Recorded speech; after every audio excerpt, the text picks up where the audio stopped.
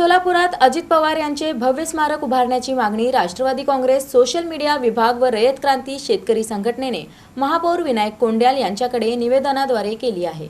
स्वर्गीय अजित पवार यांच्या स्मृती जतन करण्यासाठी सोलापूर शहरात भव्य व प्रेरणादायी स्मारक उभारण्यात यावे अशी मागणी Rashtravadi Congress party social media विभाग व रयत क्रांती शेतकरी संघटनेच्या वतीने करण्यात आली।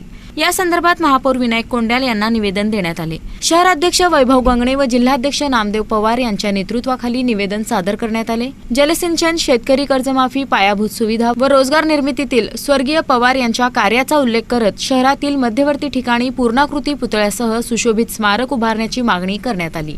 तसेच स्मारक परिसरात त्यांच्या कार्याचे दस्तऐवजीकरण, छायाचित्र दालन व अभ्यासिका उभारण्याचा प्रस्तावही मांडण्यात आला। महापौरांनी निवेदन स्वीकारून विषय सकारात्मकरित्या विचारात घेण्याचे आश्वासन दिले। यावेळी सुहास कोलारकर, रेवप्पा सुतार, पवन पाटील, सागर रणदिवे, धनंजय शिंदे, विकास शिंदे, श्रीनिवास यादगिरी, संतोष माने, सुदेश मुळावकर व सौरभ काटकर उपस्थित होते।